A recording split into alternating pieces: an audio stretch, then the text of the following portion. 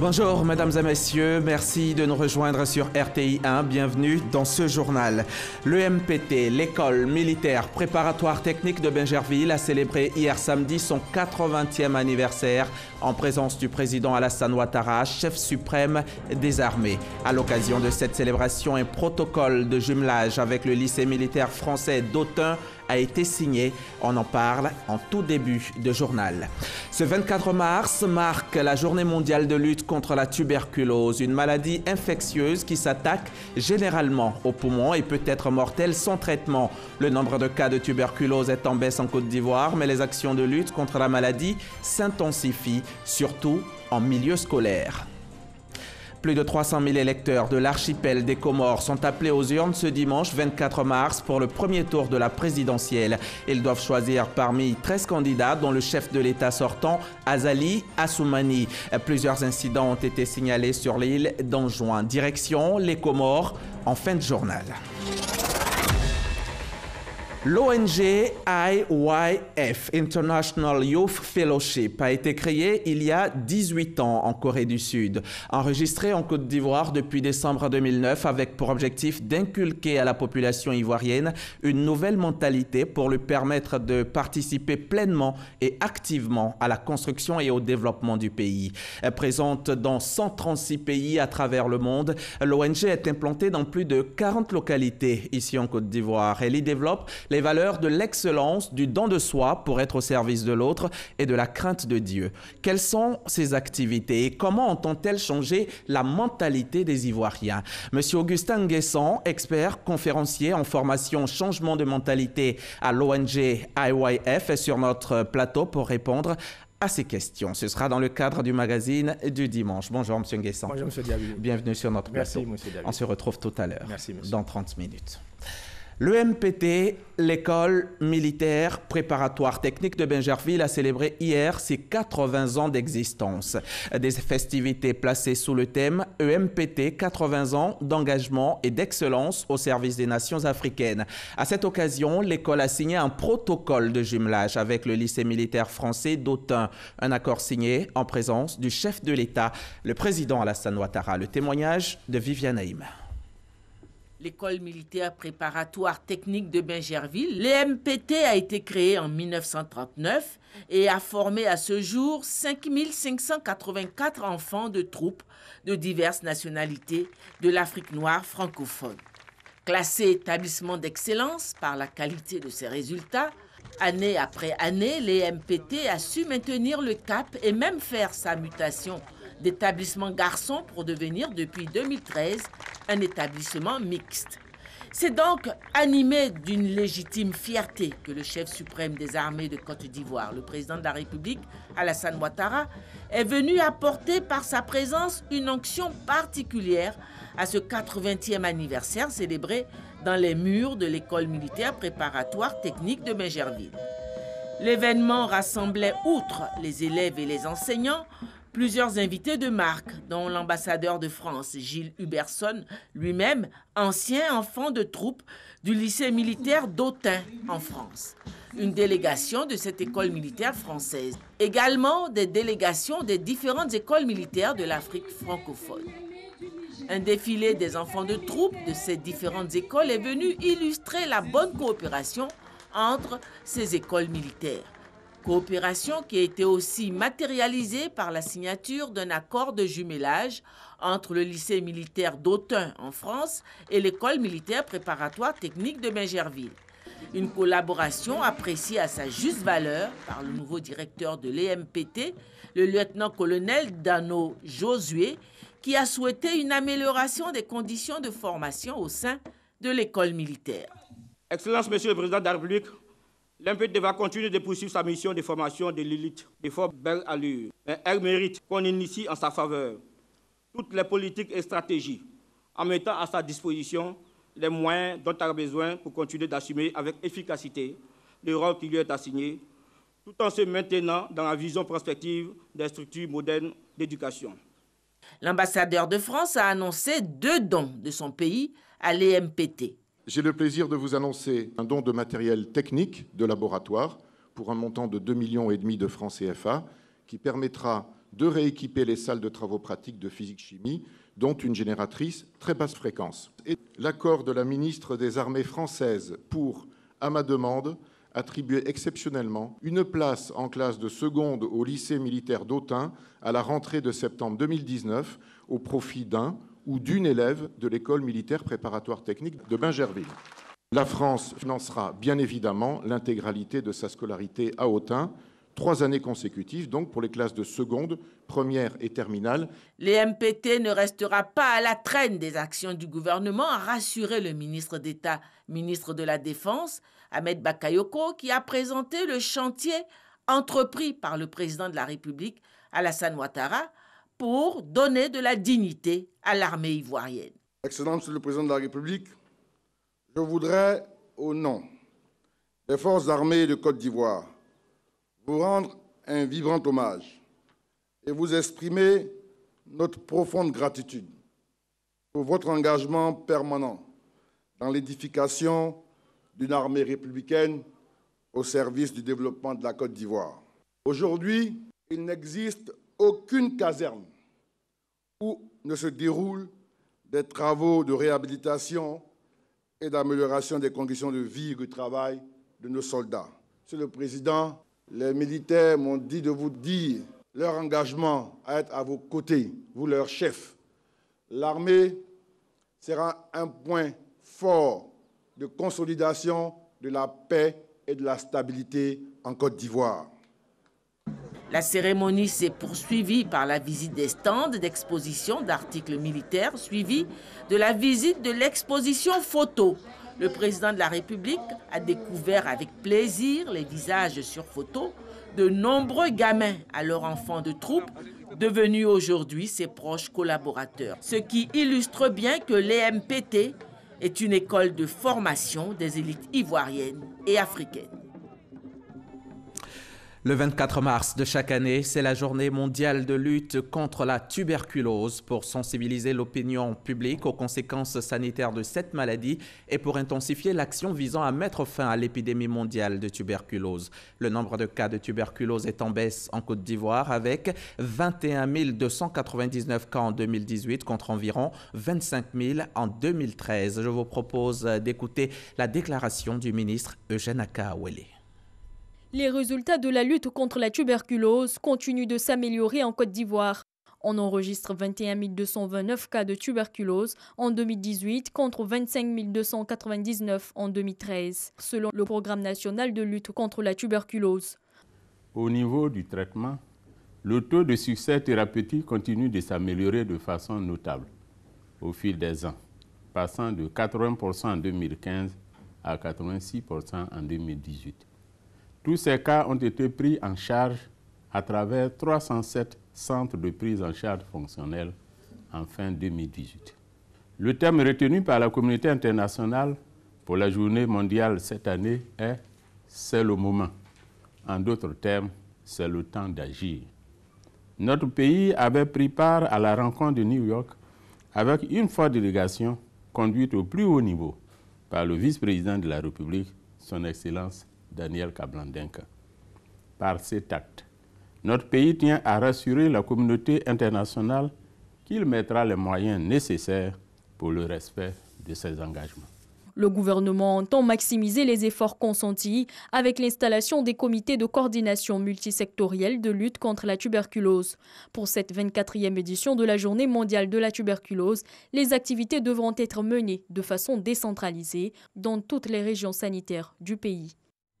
Les propos du ministre Akaawele ont été recueillis pour vous par Salimatou Dia. En Côte d'Ivoire, le ministère de la Santé et de l'Hygiène publique accentue la lutte. Sa nouvelle cible, ce sont les milieux scolaires et universitaires. L'heure est actuellement au renforcement des capacités des agents de santé. Franck Quadio. En 2017, selon l'OMS, Organisation mondiale de la santé, 13 000 nouveaux cas de tuberculose sont détectés en Côte d'Ivoire. 41 cas sont des élèves du district d'Abidjan. Une donne qui interpelle selon le PNLT, Programme national de lutte contre la tuberculose. La tuberculose en milieu scolaire est très préoccupante dans la mesure où, quand un enfant contracte cette maladie, il y a un risque de propager cette maladie au sein de la classe. parce que les enfants sont assis côte à côte, il y a une grande promiscuité et donc le risque de transmission aux autres est élevé. Comment minimiser les risques de propagation de la tuberculose en milieu scolaire? Plusieurs stratégies sont arrêtées, au nombre desquelles la sensibilisation. Le PNLT et Alliance Côte d'Ivoire convient alors les agents des centres de santé scolaires et universitaires. Objectif de cette rencontre, donner des outils nécessaires pour plus d'efficacité dans la lutte contre la tuberculose. La lutte contre la tuberculose est devenue une lutte multisectorielle. Donc elle ne doit pas être seulement concentrée au niveau seulement du service de santé classique qu'on connaît. Il y a plusieurs autres couches de la société qui sont quand même aujourd'hui négligées et qu'on doit impliquer dans la lutte. Nous savons que pour la tuberculose, c'est 6 mois de traitement, mais la période où la personne peut transmettre la maladie à son entourage, c'est pendant 2 mois.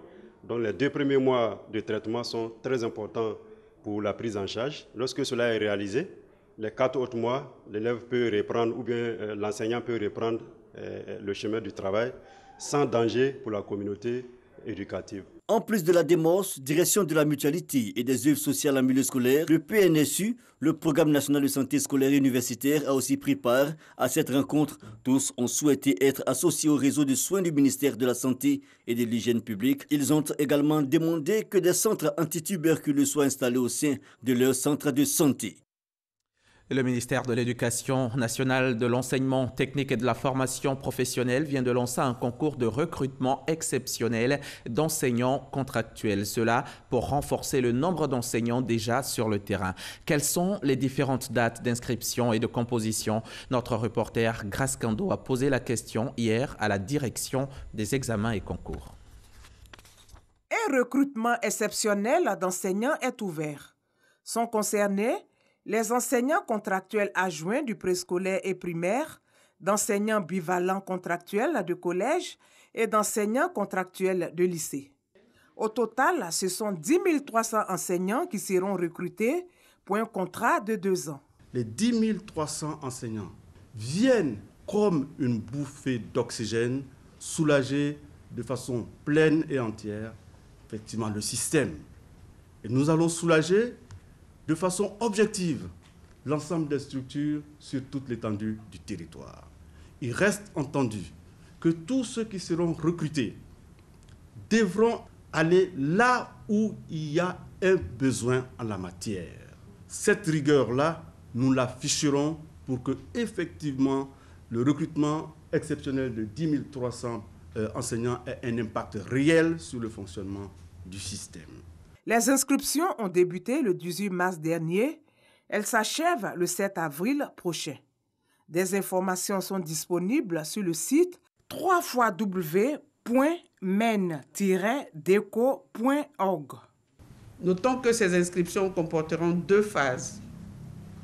L'une numérique sur le site de la DECO et l'autre physique qui conduira les candidats d'une part vers un bureau de la Poste Côte d'Ivoire où ils devront déposer la demande d'authentification de leur diplôme du secondaire, BPC ou baccalauréat, et d'autre part vers la direction régionale ou départementale de leur choix pour le dépôt de leur dossier complet de candidature.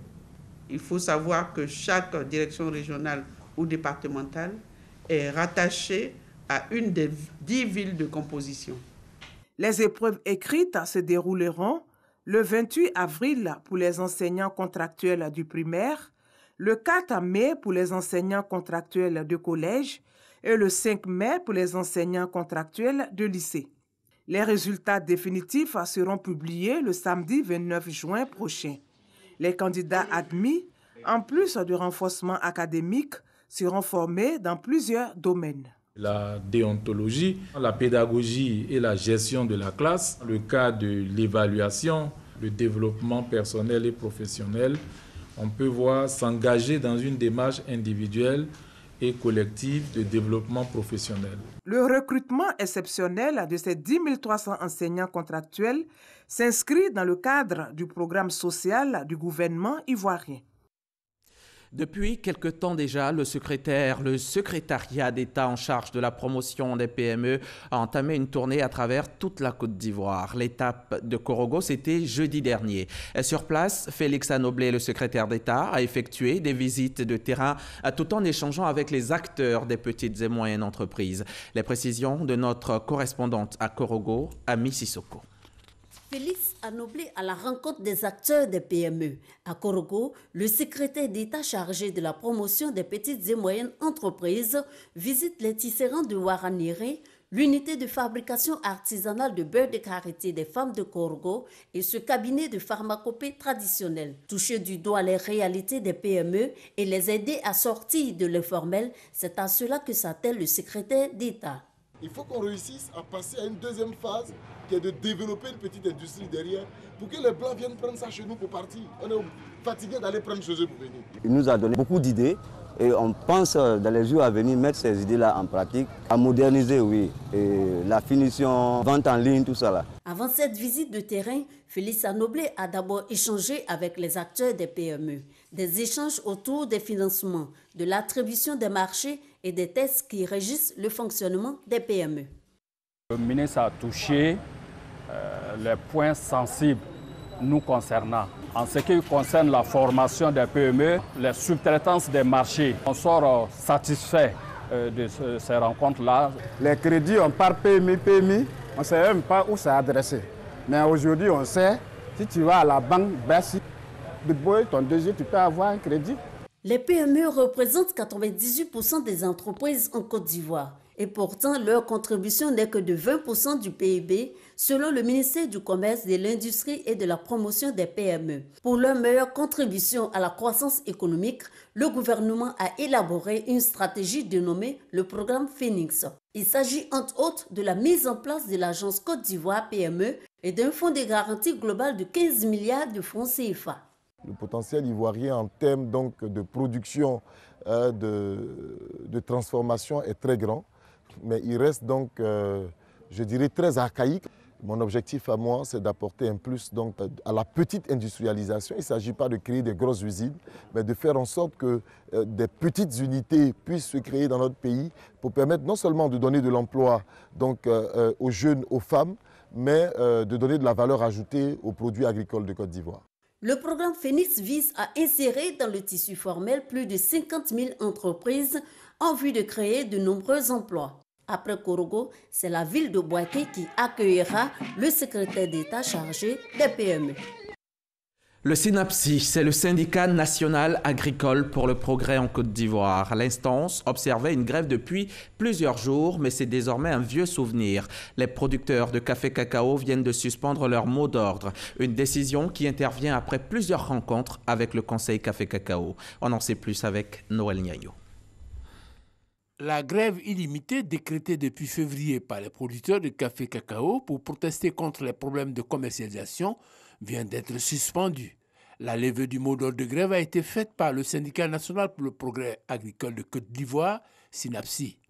Il a été demandé à ce qu'on suspende le mot d'ordre de la grève pour donner une seconde chance à la négociation.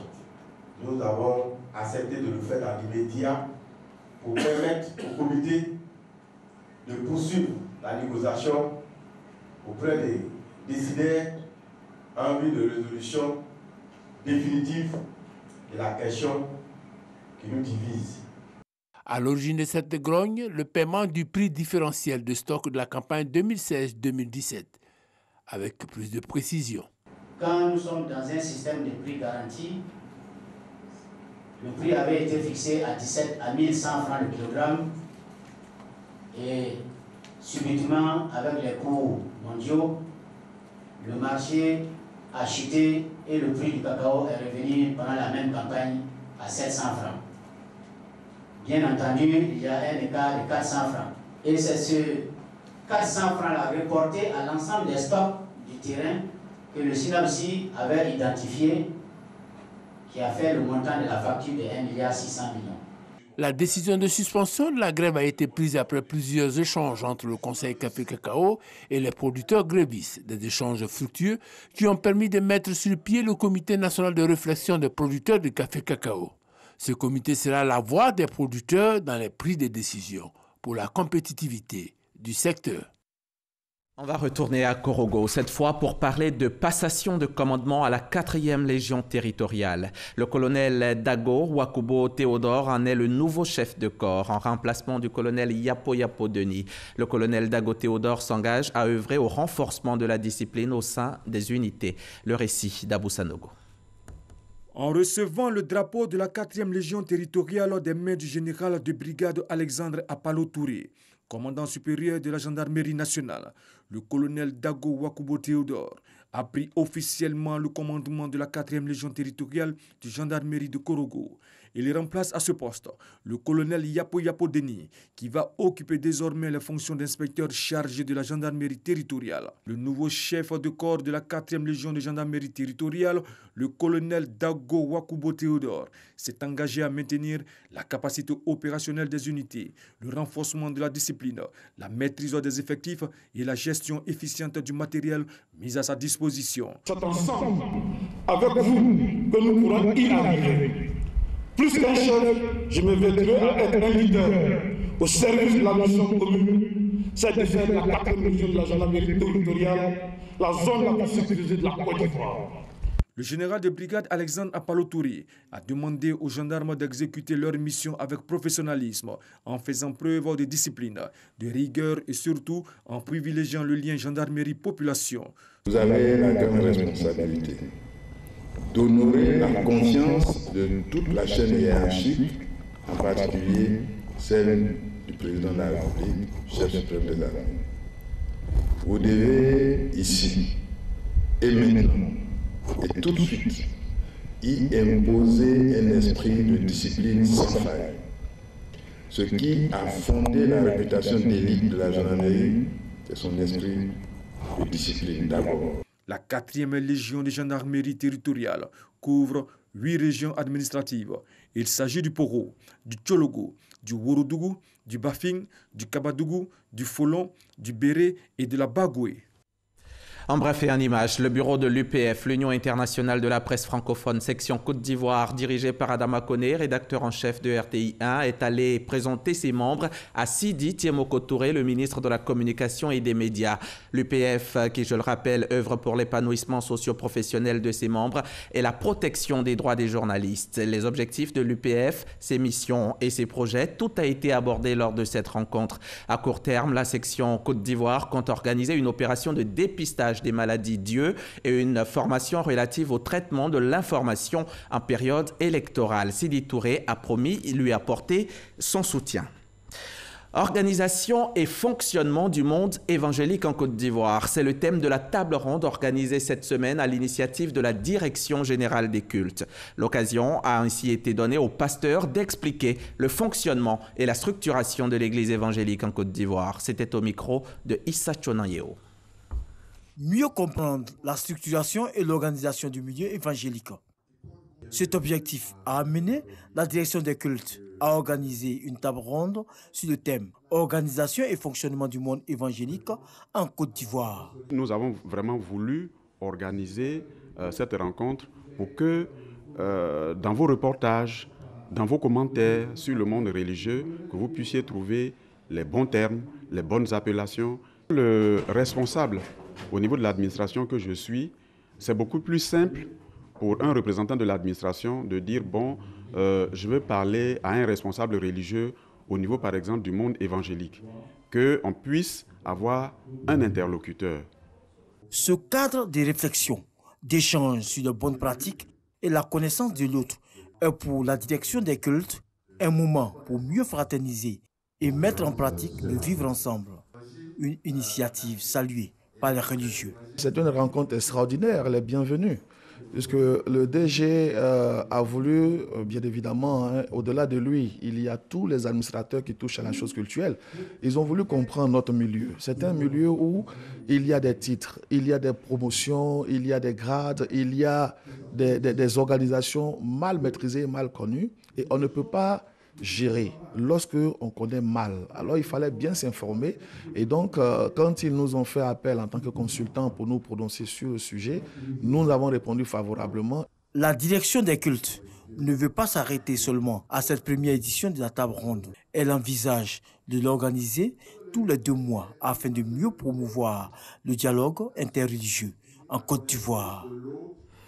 Et comme chanter, c'est prier 2 fois, alors un peu de musique, c'est du reggae. 225 Reggae Music Awards, c'est la toute première cérémonie de récompense de la musique reggae made in Côte d'Ivoire. Pour la première édition, une 50aine d'artistes locaux faiseurs de reggae se sont vus récompensés. Cheikh Koné y était pour RTI.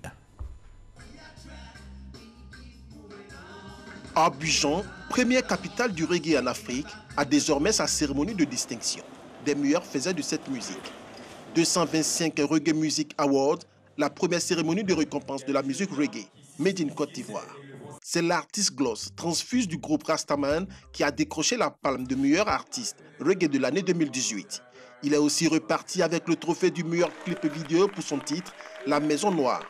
Au total, 50 artistes nominés ont été récompensés dans 10 catégories et 6 prix spéciaux ont été décernés. Au nombre des prix spéciaux, la mégastar Alpha Blondy. C'est vrai que ce prix, on a dit non. Mais en vérité, il vous revient à tous.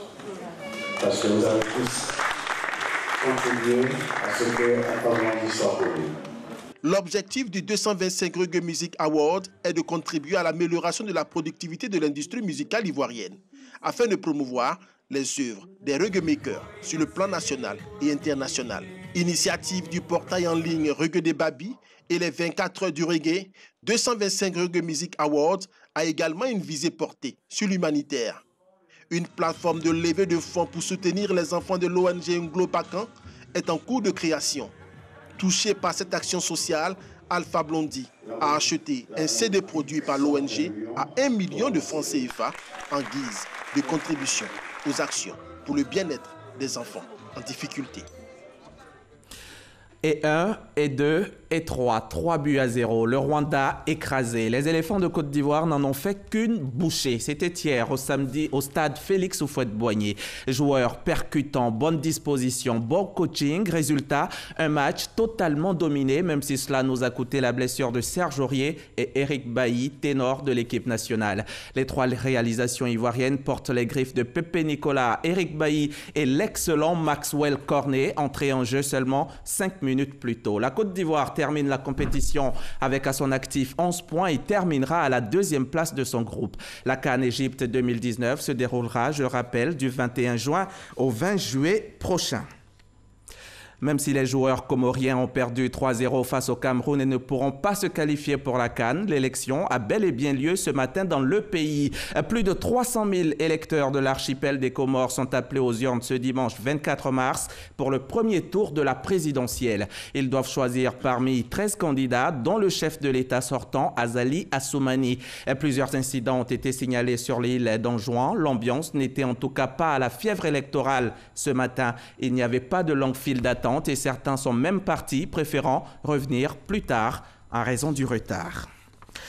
Offrir aux populations un cadre de vie décent en adéquation avec le plan d'urbanisme d'Abidjan. Voilà la mission du ministère de la Construction, du Logement et de l'Urbanisme. Pour y arriver, Bruno Nabagné-Koné a décidé d'y associer les élus locaux. La tournée qu'il a initiée dans les différentes mairies d'Abidjan l'a conduit hier à Yopougon où il a rencontré l'équipe municipale. On retrouve Cheikh Koné. Première étape de cette tournée, la mairie de Yopougon, où le ministre Bruno Koné a échangé avec le maire de la commune, Gilbert Kafana Koné, et son équipe municipale sur les questions de construction, de logement et d'urbanisme. La restructuration des quartiers précaires, l'occupation anarchique des espaces publics, la conformité des constructions avec le permis de construire, le schéma directeur du Grand Abidjan ont été les sujets abordés. Le ministère en charge de l'urbanisme, de la construction et les communes, nous avons au moins une mission commune. Cette mission, c'est offrir à nos populations le meilleur cadre de vie. Nous y travaillons en ce qui nous concerne, mais nous nous sommes rendus compte que nous serons plus efficaces en y travaillant avec les acteurs locaux. Nous sommes donc à sa disposition, certes pour l'accompagner comme vous le dites, mais c'est surtout nous qui avons le plus besoin de lui pour rendre agréable nos cités. Après Yopougon, d'autres communes seront visitées par le ministre en charge de la construction, du logement et de l'urbanisme. Cette tournée fait suite à l'adoption d'un projet de loi instituant un code de la construction et de l'habitat qui va compiler, dans un dispositif unique, l'ensemble des tests législatifs et réglementaires existants en la matière. Le Trans-Nana-Foué est une route d'environ 50 km dans la région du Bélier. Pendant plus de 25 ans, elle n'a connu aucun entretien. Le Trans-Nana-Foué est aujourd'hui dégradé, totalement impraticable. Et pourtant, ce sont plus de 30 villages qui en bénéficient. Le gouvernement l'a compris, le gouvernement s'est mis au travail.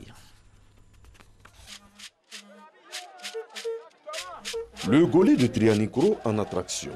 Il sort uniquement à la faveur des grands événements chez les Nanafoué, un sous-groupe de l'ethnie Baoulé installé dans la région du Bélier. Ce peuple célèbre le développement à travers les travaux de reprofilage lourd d'une route bien connue, le Trans-Nanafoué, trait d'union entre Nanafoué de Tibissou, de Atieguacro et ceux installés sur la rive droite du Camp.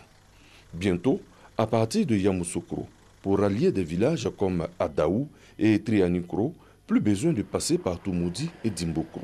Passer par Atieguacro est indiqué. Le CDNA, le Conseil pour le développement du Nanafoué, en tournée dans les villages, n'a pas manqué de saluer cette action du gouvernement. Cette voie en train de remettre, grâce au président Alassane Ouattara et au gouvernement du Premier ministre Amadou Koulibaly. Nous sommes là sur les lieux pour vraiment aider nos parents à se ressouder, tous les cadres à se mettre ensemble pour que ce projet puisse aider au désenclavement de notre zone. La route arrive, le développement aussi. Le CDNA à Adaou comme à Trianicro a offert plus de 2 millions de francs CFA pour des projets en faveur de l'école et du bien-être des populations. Des actions saluées. On est content donc que le CDNA soit créé. Et là, le CDNA n'a pas hésité sur les moyens. Il vient de nous remettre un don. Nous allons pouvoir finir, avec cet argent, nous allons pouvoir finir le logement des enseignants. Les travaux de reprofilage lourd du Trans-Nanafoué avancent. C'est l'heure du magazine du dimanche. Notre invité est expert en formation, en changement de mentalité. Il est installé. Nous pouvons donc démarrer. Une fois de plus, bienvenue, Monsieur Nguessan. Suivant d'abord ce reportage. Merci, monsieur.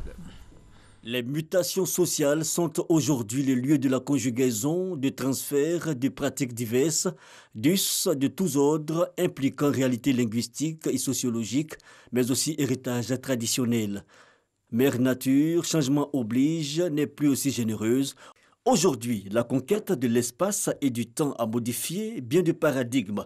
Les différences entre les peuples, les États, les civilisations, les politiques sociales sont conditionnées par un état d'esprit, ce que l'on appelle le changement de mentalité, qui implique aussi celui du comportement.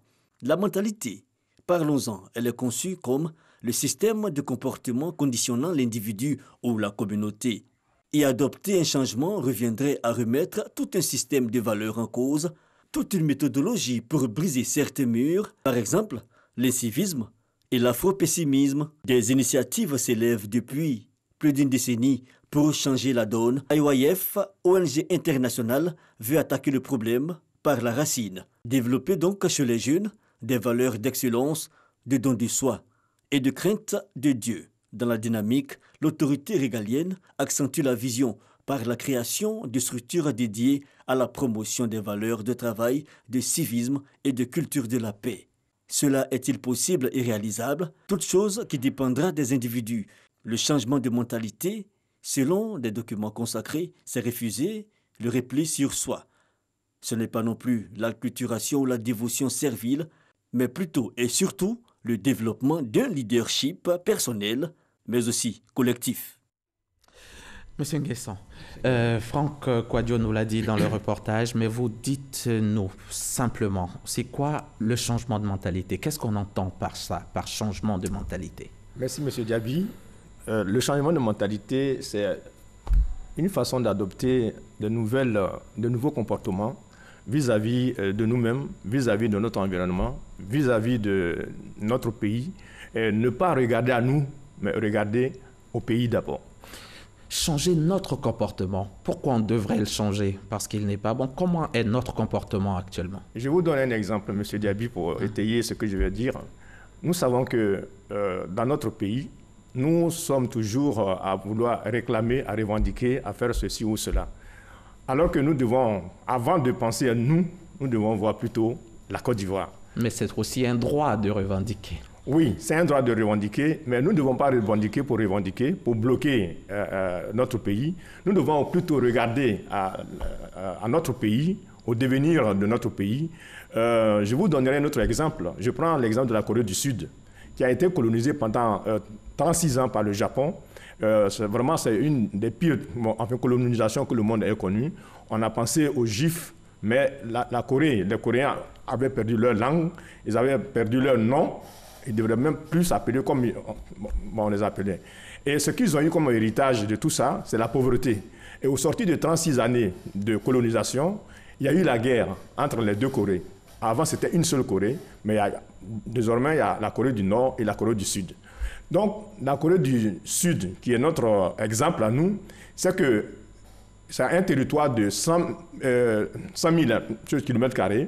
Donc, c'est le tiers de la Côte d'Ivoire. Mais ce pays est couvert à 80%, à 70% pardon, de montagnes. Donc, il n'y a que 30% que les Coréens ont comme territoire pour travailler. Difficile de l'agriculture, tout ça. Absolument. Et cette Corée-là a subi la guerre. Au sortir de la guerre, il n'y avait plus rien. Tout était dévasté.